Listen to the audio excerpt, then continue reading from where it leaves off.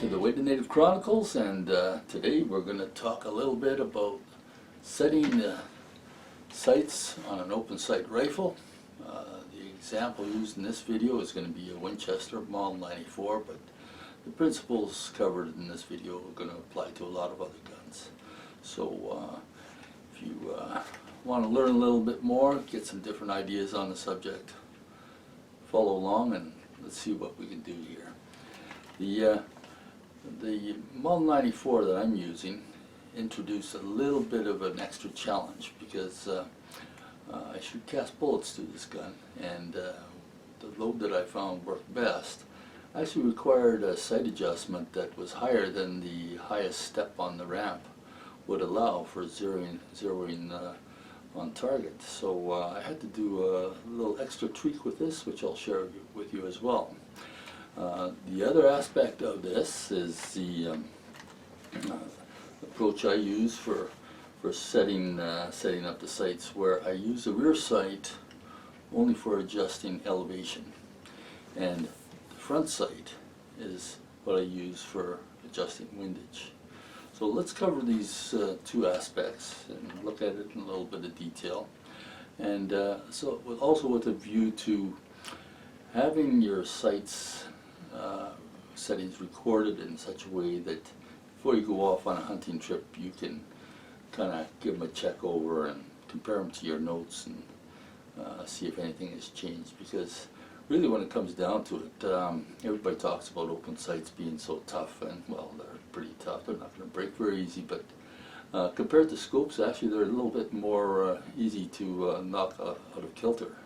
So if you're moving the gun around, coming in and out of a truck or what have you, you might smack that front sight against something accidentally, maybe in haste, or the rear sight, and now you're heading out to the field to go hunting. And I'm saying this because it's actually happened to me. I've lost a few animals, missed them, because my sights had moved due to something like that. And after that, I always made a set of notes where I could look at the notes and I could compare them to what I have on the gun, and just set my mind at ease that, yep, those sights are still the way they were when I sighted this rifle in. So in the case of this gun here, I have my notes kind of like that. I don't know how clear that is, but we'll go over this a little bit and start off with the rear sight.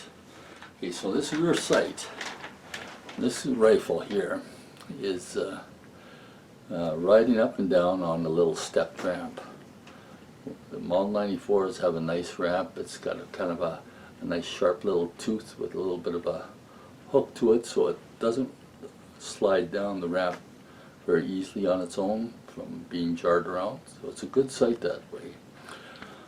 But even still, I'll wrap it with a bit of electrical tape or whatever tape you want to use, just to kind of snug that thing down, and it just gives me a little bit of extra assurance that that the sight isn't going to ride down the ramp on its own. It's always keeping a little bit of tension against that stepped ramp.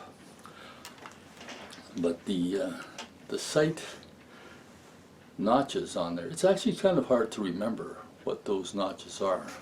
So if we look at this picture I have of the rear sight, and you can see that there are 5 steps and there are 6 points on it. Now, how you want to record that for yourself when you find the right sight setting, that's sort of up to you. I'm giving you some examples of how I record it. And I like to have a record where I can look down on the rifle from above and just count the number of steps that I can see visible. That's a good way to give your rifle a quick check to make sure that this sight hasn't ridden down or ridden up the ramp without you being aware of it. The other aspect of setting a rear sight is, what if you run out of steps for making adjustment for elevation and you need to go higher than the highest step allows?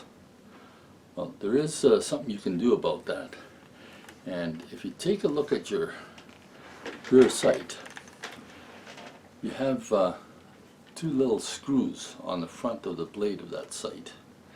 And if you use the proper screwdriver bit, and I really got to stress that, you have to use the right screwdriver bit. It's a very fine one. These are very small screws, and if you use the wrong bit, you're going to strip the heads of these screws very easily, at least on the Model 94. But you can loosen them, and you can move that blade up in its little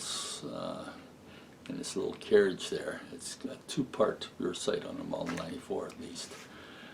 So if you have a sight like that, you can get a little more elevation that way. Move it up a bit and then tighten those screws down. It's a real fiddly type of job, but it can be done. And that's what I ended up doing with this rifle. So consider that. You may also want to consider it because frankly, the steps on these rear sights can be they're kind of rough. So there's a lot of difference moving from one step to another, and one might be too low and the other one might be too high. So for that reason, you might want to loosen those screws and give it a little adjustment too. I'm not strongly recommending that, but if you want to, you can do that. So that sort of takes care of your sight adjustment. You got to maybe tape down that rear sight. You might have to adjust the blade by loosening it in the screws if you're able to on your rifle.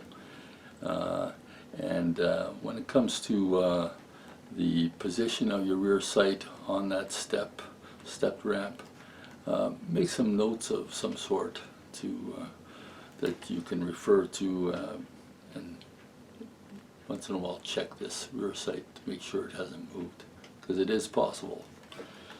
Okay, let's move on now to the front sight. Now this front sight, when you adjust the front sight, let's say your shots are going a bit to the right, you have to keep in mind that with the front sight, you've got to move the sight in the direction that the shots are going off. It's actually the opposite of the rear sight adjustment. So if your shots are going to the right and you need to move the shots over to the left, you got to pound the front sight to the right. So exactly the opposite of what you would do with the rear sight. And the reason that I prefer to adjust the front sight, there is a good reason for it. Because in both the case of both the rear sight and the front sight, the only way to adjust windage is to tap it over one direction or the other. But the problem with tapping it, especially in the field, is that it's really hard to tell if you move that sight. So you kind of tap it, and then you think it moved, take some more shots. No, it's still shooting in the same place. Tap it a little harder, and oh, I think I moved a little too far, and now you're shooting way over the other way. And it's just, you have no reference point with this rear sight. That's a problem. You knock it back and forth and it's dovetail.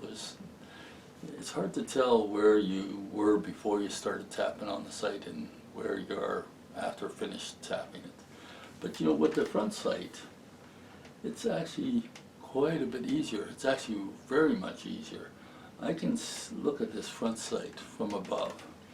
What I'll do is I take a punch, and I also have a brass punch, and a little hammer with me.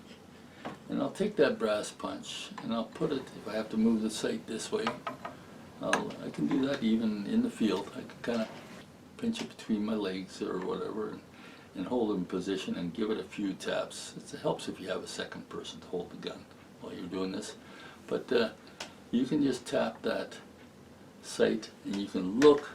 There's usually a little bit of a crack on one side of the front sight more than the other. So because this front sight goes into a dovetail, and the front sight itself is a little bit narrower than the dovetail it's sitting in. So there's a little bit of meat on either side. And when you have a little bit of meat, then you can see as that crack closes up. And I'll kind of show you on this drawing that I have recording my sight settings. That crack I can also use as a reference later on once I have my sight set to take the little point on a caliper, a vernier caliper here, and just take that point and put it against there and put the point down, and then I can see how big of a gap I have between the edge of the dovetail and where it hits against the actual sight. I can measure the depth of that crack. So when I'm finished setting my sights in the field or the target range, then I can come back or even at the range, and I can record what that setting really was. If you're doing it on the rear sight, there's no reference point to make a measurement like that. So there's the two benefits of doing it on the front sight are that, first of all, there's no visual reference. There is a visual reference point when you're looking at the sight, when you're tapping it.